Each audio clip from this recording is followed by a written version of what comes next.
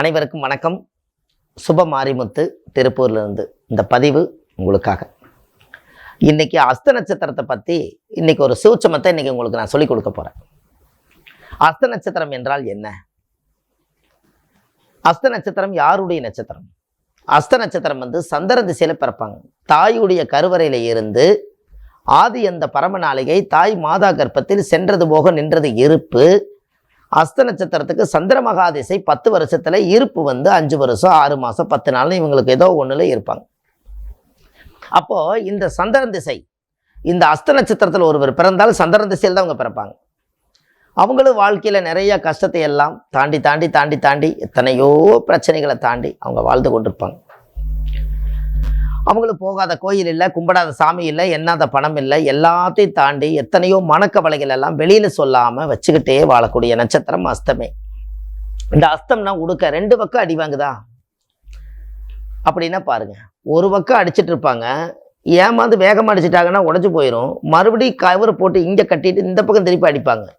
அப்படின்னா அஸ்தம் பாருங்க, உடுக்க 2 பக்கம் அடி வாங்குதா அப்படின்னா பாருங்க. அதை கைத்தாளம்னு சொல்லிட்டு இதுவும் அடிக்குது இதுவும் அடிக்குது, 2 அடி வாங்குதில்ல, அதை கைத்தாளம். ஜாலரை அடிக்கும்போது பாருங்க, ஒன்று தனிமரம் தோப்பாகாது, ஒன்னோட சேர்ந்தா தான் அடிக்கும்.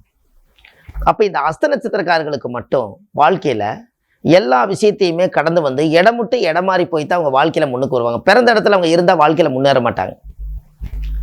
பிறப்பு நட்சத்திரமே அஸ்தமா இருந்து பிறப்பிடத்துல இருந்து அக்கட்ட போயிடணும். அப்போ அந்த அஸ்த நட்சத்திரத்துக்கு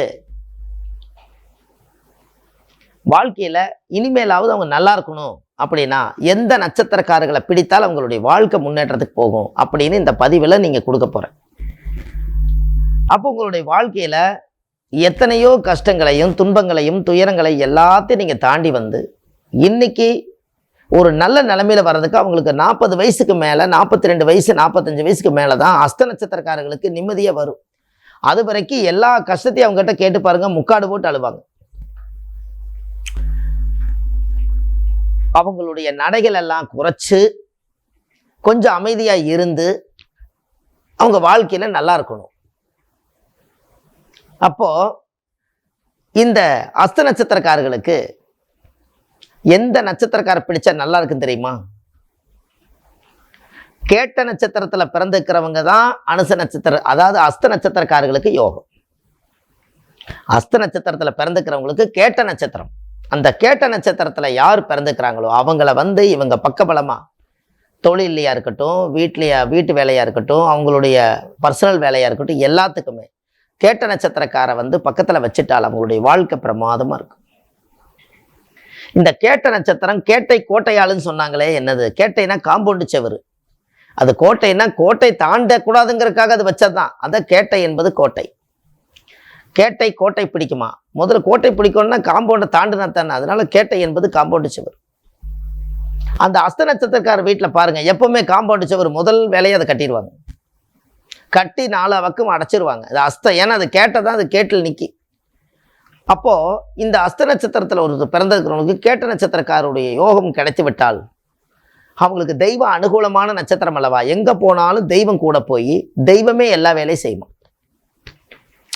அப்போ உங்கள் வாழ்க்கையில் நீங்கள் முன்னுக்கு வரணும்னு சொன்னால் அந்த அமைப்பு, அந்த நிதானம் எல்லாமே நல்லா இருக்கணும் அல்லவா. அப்போ உங்கள் வாழ்க்கையில் ஒரு பெரிய அசுர வளர்ச்சி கேட்ட நட்சத்திரக்கார பக்கபலமாக வச்சுக்கிறதே. அவங்கள எந்த உறவு முறையாக வேணாலும் நீங்கள் எடுத்துக்கலாம், ஆனால் கேட்ட நட்சத்திரக்கார பகைச்சக்கூடாது. அந்த கேட்ட நட்சத்திரத்தை நீங்கள் பகைச்சிக்கிட்டீங்கன்னா அதுதான் உங்களுக்கு பெரிய சாபமே. உங்களுக்கு யோகத்தை அள்ளி கொடுக்கக்கூடிய ஒரே நட்சத்திரம் அஸ்தத்துக்கு கேட்ட நட்சத்திரமே. அப்போ இந்த கேட்ட நட்சத்திரத்தில் உங்களுடைய ரகசியம் இங்கே தான் ஒளிஞ்சிருக்கு. அப்போ கேட்டை கோட்டையாளுமா? அப்போ இந்த அஸ்த நட்சத்திரக்காரர் கேட்டை பகச்சிக்காமல் இருந்தால் அவங்களுக்கு இடந்தடம், வீடு வாசல், சொத்து சோகம், மனைவி மக்கள், செல்வம், பேரு புகழ், சந்தோஷம், கௌரவம், நம்பிக்கை எல்லாம் தேடி வந்துடும். இதெல்லாம் உங்களுடைய ஊழ்வினை கர்மாவில் எழுதப்பட்ட விதி. இதை முன்னோர்கள் அந்த காலத்தில் இந்த நட்சத்திரக்காரை பிடிச்சு நீ வாழ்க்கையில் முன்னுக்கு போ அப்படின்னு அன்னைக்கே சொல்லி வச்சிருக்காங்க. எல்லா நட்சத்திரக்காரையும் பிடிச்சிட்டு போனேன்னா உன்னால நல்லதும் இருக்கு கெட்டதும் இருக்கும். உனக்குன்னு ஒரு நட்சத்திரம் பொருந்தும், அந்த நட்சத்திரத்தை பக்கத்தில் வச்சுக்கோ. அது உனக்கு வந்து பக்கபலமாக இருக்கும் அப்படின்னு அந்த காலத்தில் முன்னோர்கள் இது மறைமுகமாக சொல்லி வச்சுட்டு போனாங்க. இன்னைக்கு அது வந்து ரகசியமாக இன்னைக்கு வெளியே வருது. பாருங்களேன், இந்த நட்சத்திரக்காரர்கள்லாம் இந்த நட்சத்திரத்தோட இந்த நட்சத்திரம் கனெக்டிட்டானால் அவங்களுடைய வாழ்வாதாரம் எந்த அளவுக்கு அது பவர் ஆகும் அப்படிங்கிற ஒரு விஷயம் இன்னைக்கு அது எப்படி தெரியுதுன்னு பார்த்தீங்களா? இதுதான் உங்களுடைய வாழ்க்கையில தெரிஞ்சுக்க வேண்டிய விஷயம். அப்போ உங்களுடைய ஊழ்வினை கர்மாவிலிருந்து நீங்க வெளியில வரணும்னா அப்ப கேட்ட நட்சத்திரத்தை நீங்க கண்டிப்பா உங்க வாழ்க்கையில ஒரு நல்ல மாற்றத்தை ஏற்படுத்திக்கணும். ஒரு மானுடைய ஒரு படத்தையும் கூட, கேட்டை என்பது மான், அந்த மானுடைய படத்தையும் கூட நீங்க வீட்டில் வைக்கலாம். எல்லாமே உங்களுக்கு அது பொருந்தும். அப்போ அந்த தெய்வ அனுகூலமான நட்சத்திரத்தை என்னைக்கும் தெய்வமா நீங்க பார்க்க வரைக்கும் உங்க வாழ்க்கை நல்லா இருக்கும். அப்ப இதுல இருந்து ஒரு மாற்றத்தை வந்து உங்களுக்கு ஏற்படுத்தி கொடுத்துரும். அப்ப இந்த நட்சத்திரக்கார அதிர்ஷ்ட நட்சத்திரம், இவங்களை எப்பவுமே அவங்கள கேட்டு ஒரு ஆலோசனை செய்யுங்க.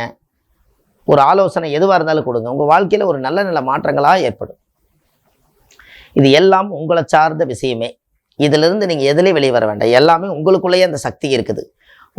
உன் கை நம்பி உயர்ந்திட பாரு, உனக்கென எழுது ஒரு வரலாறு, உனக்குள்ளே சக்தி இருக்கு, அதை உசிப்பிட வழிப்பாரு அப்படின்னு அந்த முன்னோர்கள் அந்த காலத்து இந்த வார்த்தை கொடுத்ததுனால தான் இந்த உலகத்துக்கு இந்த வார்த்தை இன்னைக்கு வந்துச்சு வெளியில.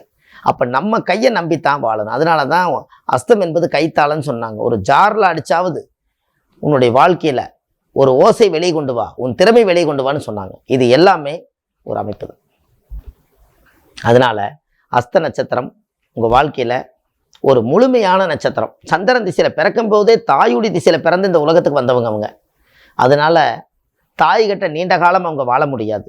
அந்த உலகத்துக்கு வெளியில வந்துருவாங்க. பகுதி காலம்தான், தாயோட அன்பெல்லாம் பகுதி காலம்தான். அதுக்கப்புறம் அவங்க வெளியே வந்துருவாங்க. அதனால அந்த திசையில உங்களுக்கு ஒரு யோகம். அடிக்கடி நீங்க தயிர் சாதம் கொடுத்துக்கிட்டே வாங்க. தானம் பண்றது, சந்திரன்னா நெல்லுலேருந்து அரிசி தயிர் சாதம் பண்ணி ஒரு வெள்ளை நிறமா இருக்கிறதுனால உணவு எப்போ கொடுத்தீங்கனாலும் தயிர் சாதம் கொடுங்க. அது மிகப்பெரிய ஒரு சைவ உணவு. அவ்வளோதான். தயிர் சாதம் கர்ப்பிணி பெண்களுக்கு கொடுக்கறது ரொம்ப சிறப்பு. இந்த மாதிரி ரொம்ப காது கேளாதவங்களுக்கு, ஊனமுற்றவர்களுக்கு கொடுக்கறது ரொம்ப சிறப்பு. ஒருவேளை சாப்பாட்டுக்கே வழி இல்லாமல் இருக்கிறவங்களுக்கு கொண்டு போய் கொடுக்கறது ரொம்ப ரொம்ப சிறப்பு. இதெல்லாம் நீங்கள் செய்துட்டு வாங்க. கண்டிப்பாக இந்த அஸ்த நட்சத்திரத்துக்கு கேட்ட நட்சத்திரம் வாழ்க்கையில் மிகப்பெரிய வெற்றி நட்சத்திரமாக இருந்து உங்கள் வாழ்க்கை பாதைக்கு ஒரு உயர்வான யோகம் நடக்கும் என்று சொல்லி ஆன்லைன்லேயே நம்ம ஜாதகம் பார்க்குறோம். கீழே போயிட்டு இருக்கிற நம்பருக்கு நீங்கள் கால் பண்ணிங்கன்னா முன்பதிவு செய்துக்கலாம்.